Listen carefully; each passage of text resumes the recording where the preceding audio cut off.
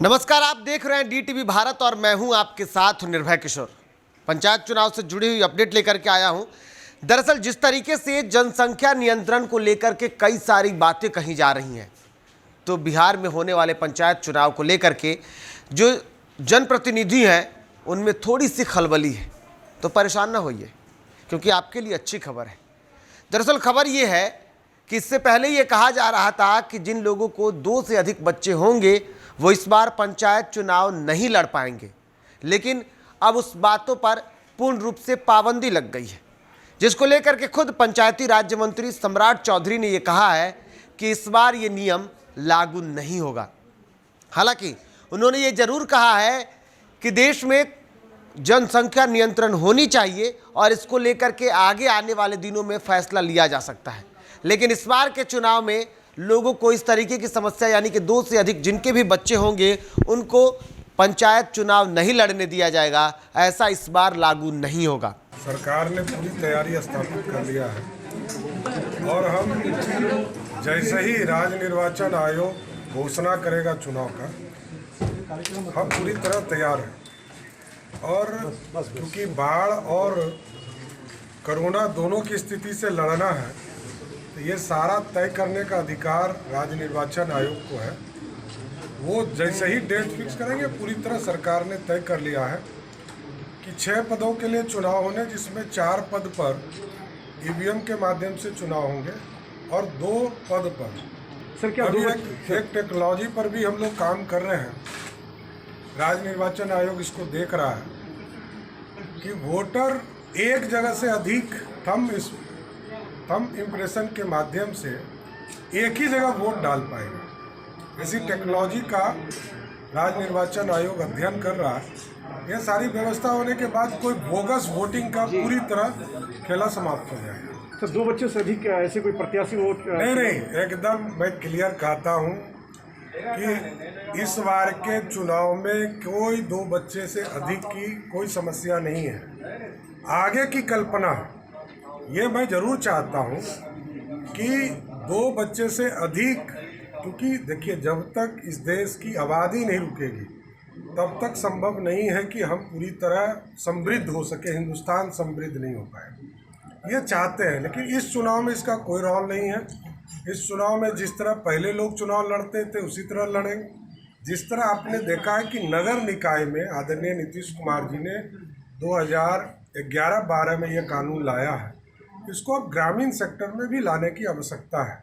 आगे के दिनों में इस पर विचार करेंगे हम लोग, लेकिन इस चुनाव में जो पुरानी रूपरेखा थी उसी पर चुनाव। आपको बता दूं कि बिहार में पंचायत चुनाव को लेकर के सरगर्मियां तेज हैं।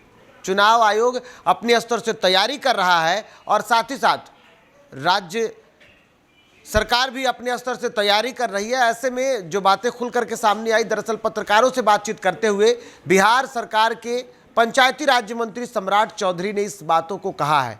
जब पत्रकारों ने उनसे पूछ दिया कि क्या इस बार के चुनाव में ही 2 से अधिक जिनके बच्चे होंगे वो चुनाव नहीं लड़ पाएंगे, तो उस पर उन्होंने सफाई दी।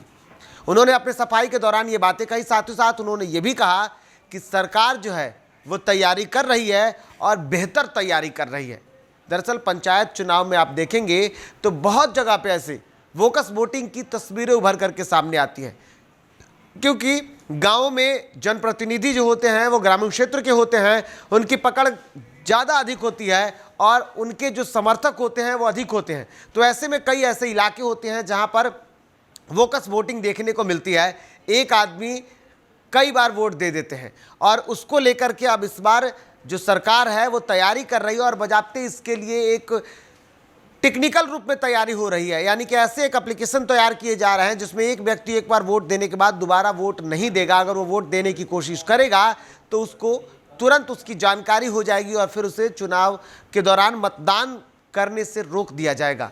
साथ ही साथ आपको ये भी बता दूं कि राज्य निर्वाचन आयोग अपने स्तर से तैयारी कर रहा है, लेकिन कुछ जगहों पर यानी कि उत्तर बिहार में लगभग 9 ऐसे राज्य हैं जहां पर बाढ़ की समस्याएं हैं और इस समस्याओं के बीच अब तैयारियों में थोड़ी सी दिक्कतें हो रही हैं, जिसको लेकर के ये कहा जा रहा है कि जो चुनाव के तारीखों का ऐलान होगा उसमें थोड़ा विलंब हो सकता है, क्योंकि जब तक बाढ़ की स्थितियां खत्म नहीं होंगी और ईवीएम नहीं पहुंच पाएंगे। हालांकि कई ऐसे राज्य हैं जहां पर अब अलग अलग राज्यों से ईवीएम पहुंचने भी लगे हैं और इसकी तस्वीरें भी सामने आई हैं, लेकिन अब जो 9 राज्य हैं वहां पर थोड़ी सी बाधा उत्पन्न हो रही है और वहां के जो जिलाधिकारी हैं वो चुनाव के काम को करने से अधिक वो राहत और बचाव कार्य में जुटे हुए हैं, जिसके कारण वहां पर 9 ऐसे जिले हैं जहां पर चुनाव की तैयारियां थोड़ी सी ढीली चल रही है। यानी कि जैसे ही स्थितियां बेहतर होंगी, राज्य निर्वाचन आयोग जल्द से जल्द चुनाव की तारीखों का ऐलान कर देगा और उसके बाद चुनाव तारीखों के ऐलान के साथ ही आगे की जो प्रक्रिया होगी वो पूरी हो जाएंगी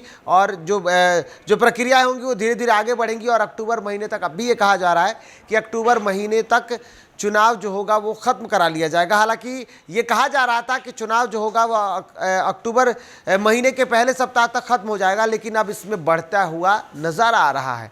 यानी कि बाढ़ की स्थिति अभी पूर्ण रूप से ठीक नहीं दिख रही है और जितना समय लगेगा बाढ़ को खत्म होने में, चुनाव के तारीखों का ऐलान भी उसी अनुसार ही आगे बढ़ता जाएगा।